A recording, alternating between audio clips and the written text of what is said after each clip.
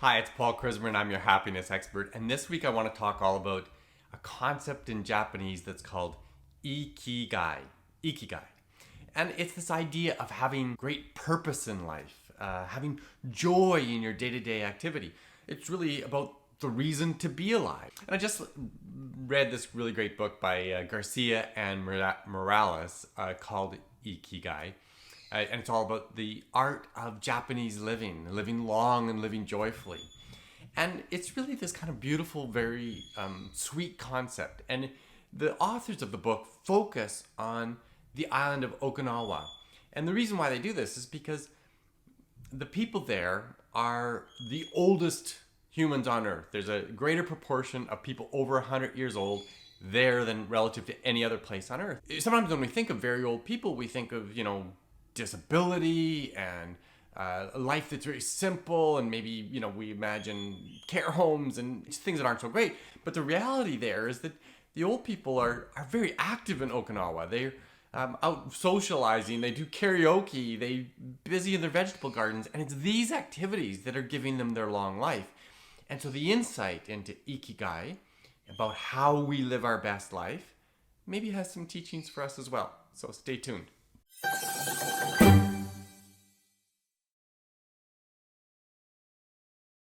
As a coach, public speaker, and best-selling author, I teach topics just like this one all around the world. So stay tuned and I'll give you practical tools that you can use to make both yourself and those around you both happier and more successful. So what is Ikigai? It's this idea that we have this reason for living, this beauty of day-to-day joyful activity, this purpose for why we get up out of bed in the morning. And I've done videos on this subject in the past that came from a more Western perspective.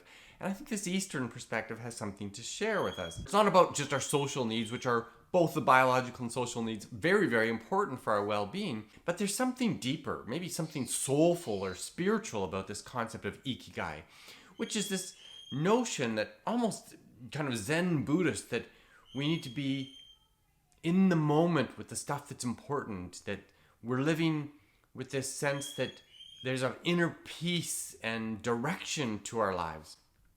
There's this process immersion where it's not about the outcome to accomplish or acquire something, but rather how do we get from A to B? And can we be so immersed in the process that in and of itself, it's deeply satisfying? And again, I've done videos on the concept of flow, and I think this is kind of related. Flow is this idea that we are so immersed in a particular challenge or activity that nothing else really matters. Our focus is 100% on this task, and that it's sufficiently engaging that it's requiring us to live with great skill sets or bring our best skills to the particular challenge. And that's kind of when we get into this sense of flow where everything else fades away and now we're just in this moment. And Ikigai takes that even further and says that not only is the activity that engaging, but the activity deeply aligns with our values and is highly meaningful. And I think there's a Western perversion to that viewpoint. It's that we focus so much on money and work that if our purpose in life should be about, acquiring and accomplishing, and maybe that our jobs need to be giving us a great sense of purpose and meaning. And that isn't always going to be the case. It's ideal, obviously, if that is the case, but it's not always going to be like that. So I've got a few tips for you for looking at getting more Ikigai, purpose, meaning in life for you. And the first one is, maybe on that same theme of Western perversion, is don't see it as so huge. It doesn't have to be overwhelming. It can be very simple things. For a lot of these old people in Okinawa, it was their vegetable garden that gave them purpose. That they get up in the morning, they have a little bit of tea and maybe a few bites to eat, and then they get into their garden, and it's complete immersion. It's the process, it's the beauty, it's the completeness of their activity in the garden that gives them a great pleasure and purpose. And it's daily, it's this ritualistic aspect of a container in their life that gives them tremendous meaning. And it might be raising your kids, or it might be a beautiful hobby. I've got a dear son of mine who loves to ride his motorcycle. And I know that it's Ikigai in nature. It's deeply engaging for him. It gives him this sense of beauty out in nature, the power under his hands. And I'd sooner he didn't have a hobby of riding a dangerous motorcycle. But for him, it's this passionate commitment to an activity that's deeply purposeful and pleasurable and almost spiritual in nature. Does that make sense? Any hobby, anything like that can be it. And obviously, if it's your work, If it's the thing you go to work 9 to 5 every day to do, it is a huge bonus if you have Ikigai found in that activity. You know, I'm lucky enough to say that trying to make the world a little bit happier is something that I would do for free. Now, I don't do it for free typically because I need to put food on the table, but I love the work that I do and it gives me Ikigai, but it doesn't have to be your profession. I also want you to think of just the typical aspects of flow. It's about where we're finding that the challenge is just enough to push our skill set, where we can be fully immersed in the task. We're not distracted by trying to multitask or have too many other inputs coming in. I have birds calling in this house that I'm in right now. I'm visiting a friend in Victoria, not in Las Vegas. And flow also has this idea that we are fully occupied with an activity for a period of time. And so flow doesn't usually happen in seconds. It happens over 10s and 20s and 30 minutes and hours at a time. And then we disengage from our flow activity. And at the end of it, we go, oh, that was so fun.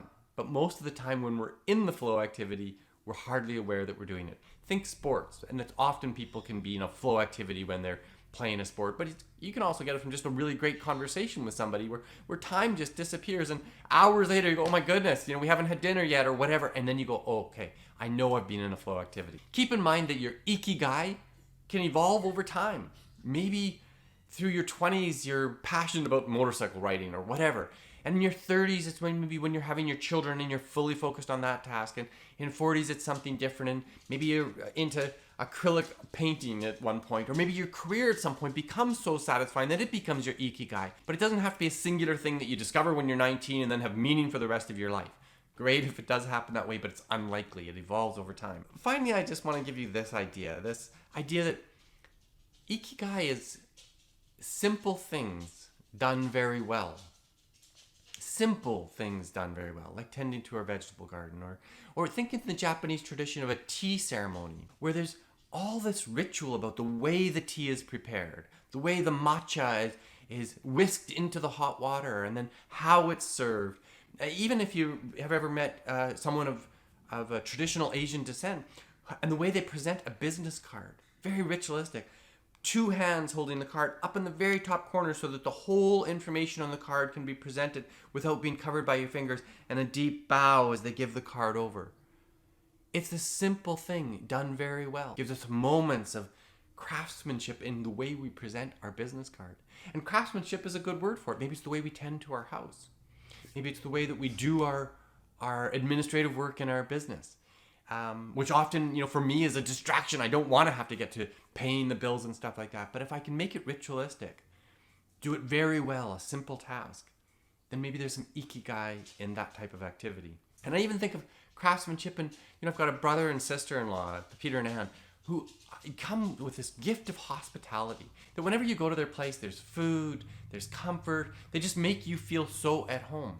And for them, maybe that's a bit of Ikigai, that this idea that their craftsmanship is in the way that they play host to people. I hope this gives you some things to contemplate, that, our purpose in life doesn't have to be huge. It has to be in the simple, everyday stuff that we can love and find that it gives us purpose and meaning, and it's a reason to get up in the morning so that we can experience our Ikigai. If you like this kind of content, click the like button, share the video with family and friends. It expresses your desire for the world to be a happier place, and I thank you for sharing. Till next time, I'm Paul Christman.